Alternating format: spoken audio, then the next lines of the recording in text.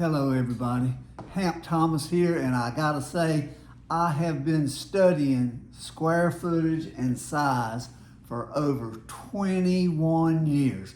That's a long time to talk about this subject, guys. And my wife, she looks at me and says, "No, don't you talk about it." And she says, "Don't do it." And I said, "Not gonna do it.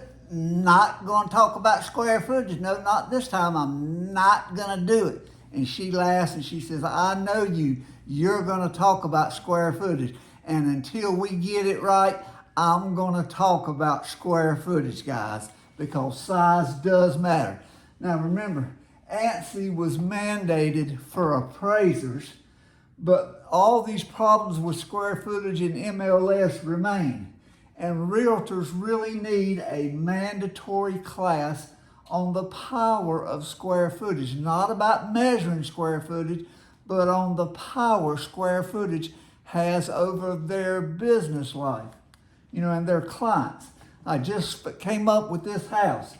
Now from the outside, this looks like a 2-story house, and it looks like a full 2-story design. So when the tax department goes by, they're measuring the upstairs the same as the lower level.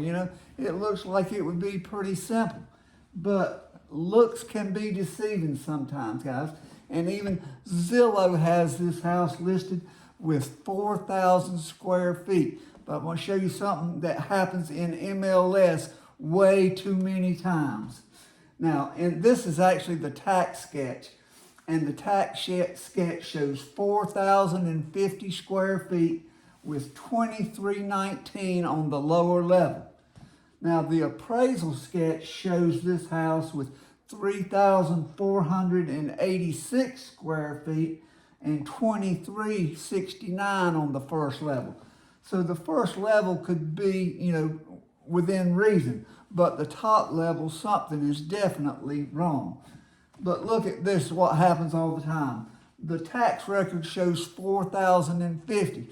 So what does MLS show? 4,049. Where do we think they got the listing number from? From tax records, guys. Some of them bring it down 1 or 2 square feet, and some agents take it up 1 or 2 square feet. But it's amazing. There's been a lot of conversation about square footage lately, but these agents are still taking square footage from tax records, and they know it's wrong. I don't understand why we're still having this problem, and it needs to go away. Now, this is the appraisal sketch, 3,486 square feet. And the lower level is really not that complicated other than that back corner that had a lot of angles on it, but the rest of it is pretty simple. But the upstairs, it's got an open living room and it's got an open foyer. From outside, you would have no way of knowing that. But you go upstairs and there's only like 1,000 or about 1,100 square feet in there. Let me go back. Well, with 2369 on the bottom floor and 3486 total, the upstairs is nowhere close to as big as the lower level. And that makes a difference, and it's real money, guys. In this house appraised for $772, and if we use 4,050 square feet, that's $190.62 a square foot. The same 772 at 3486 or 3468 square feet gives us $222.61 a square foot. What difference does that make? The next listing that comes up is a similar style house in the same neighborhood, and it's actually about 3 blocks away. And so what about the listing value? What's a fair listing value? It could be $670,000, or it could be $783,000, just depending on which price per square foot number you use. That's crazy, guys. That's a difference of $112,000 just depending on which square footage number you use. And if you don't get it accurate, that's a lot of money coming out of somebody's pocket. So is the buyer going to overpay, or is the seller going to get cheated? Somebody's going to get cheated on their money, guys. It's so important to have a house measured before you ever come up with a value here. But this stuff happens every day. You know, in my little Moore County, North Carolina, I can find new things every single day where somebody is using tax records for square footage. And consumers are being cheated out of real money. And the ANSI measurement standard has actually been in place since 1996.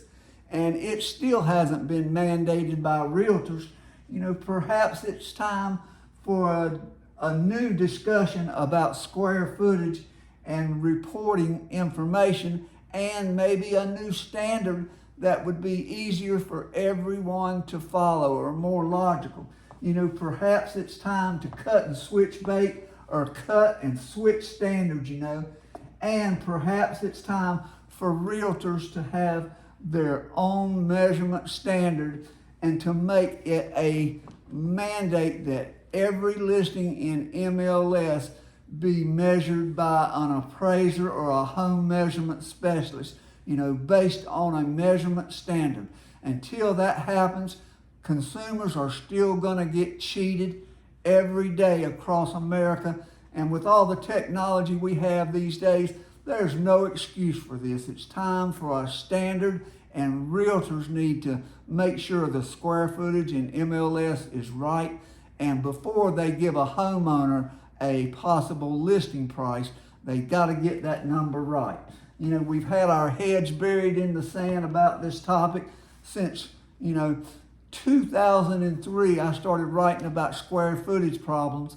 The day, I got an appraisal license after being a realtor for 10 years, I could see all the problems between agents and appraisers. This is nothing new, but it's still, we're not solving the problem, and it's time for us to get it, to make it better. We got to go back to better, or something needs to change, guys.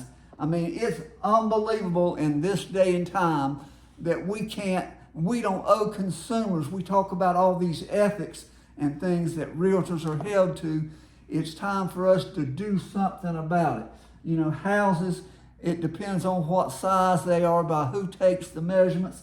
So we need a standard. You know, guys, this is way overdue. So it's time for something to change, It's time for help to come in, and we have all the information. We can do this. It's not a big deal, but somebody's got to take the first step.